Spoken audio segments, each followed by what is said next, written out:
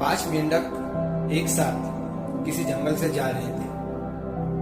चलते चलते उन मेंढकों में से 3 मेंढक एक बड़े से गड्ढे में गिर जाते हैं। 5 में से 3 मेंढक गड्ढे में गिर गए तो ऊपर 2 बचे। अब गड्ढे में गिरने के बाद वो तीनों मेंढक ऊपर चढ़ने की बहुत कोशिश करते हैं, लेकिन वो गड्ढा बहुत बड़ा था। उस गड्ढे से बाहर निकलना इतना आसान नहीं था। अब गड्ढे के ऊपर जो 2 मेंढक बचे हुए थे वो गड्ढे के अंदर देखकर उन तीनों मेंढकों से कहते हैं कि अब तुम तीनों इस गड्ढे से कभी बाहर नहीं निकल सकते। ये बहुत बड़ा गड्ढा है, तो तुम्हारा कोशिश करना व्यर्थ है। ये सुनने के बाद उन तीनों मेंढकों में से एक मेंढक को लगता है कि ये सही बोल रहे हैं। ये गड्ढा बहुत बड़ा है और अब हम इसमें से कभी नहीं निकल सकते। तो वो मेंढक थोड़ी कोशिश करने के बाद हार मान लेता है और उसी गड्ढे में एक जगह आराम से जाकर बैठ जाता है। अब बाकी जो 2 मेंढक थे वो अभी भी ऊपर चढ़ने की कोशिश कर रहे थे। अब उन दोनों को देखकर ऊपर वाले मेंढक फिर से उन्हें ये कहते हैं कि तुम जो कोशिश कर रहे हो वो बेकार है। तुम इस गड्ढे से कभी बाहर नहीं निकल सकते हो और अब तुम्हें अपनी सारी जिंदगी इसी गड्ढे में गुजारनी पड़ेगी। अब ये सुनने के बाद जो 2 मेंढक कोशिश कर रहे थे ऊपर चढ़ने की, उनमें से एक और मेंढक को ये लगता है कि ये सही बोल रहे हैं।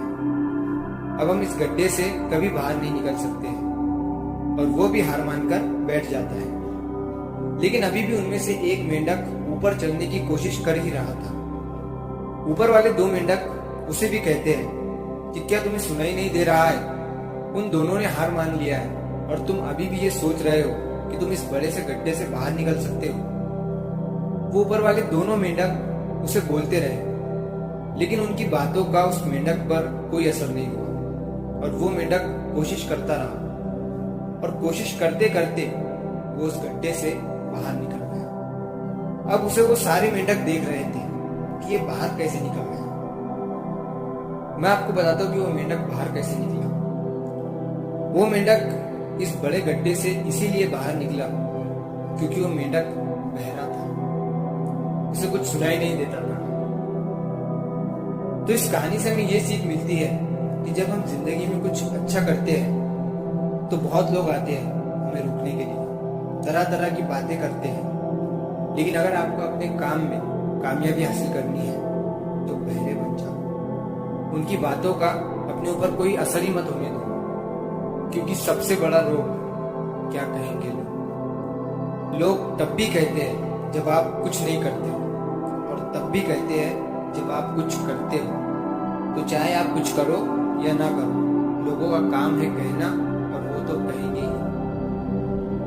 तो अगर आप इस कहानी को और भी लोगों तक पहुंचाना चाहते हो तो इस वीडियो को लाइक करो ताकि YouTube इस वीडियो को और भी लोगों तक पहुंचाए। और अगर कहानी अच्छी लगी हो तो हमारे चैनल को सब्सक्राइब जरूर करिए। मिलता हूँ मैं अगली बार इसी तरह की कहानी के साथ। तो सब्र करो, शुक्र करो और जिंदगी में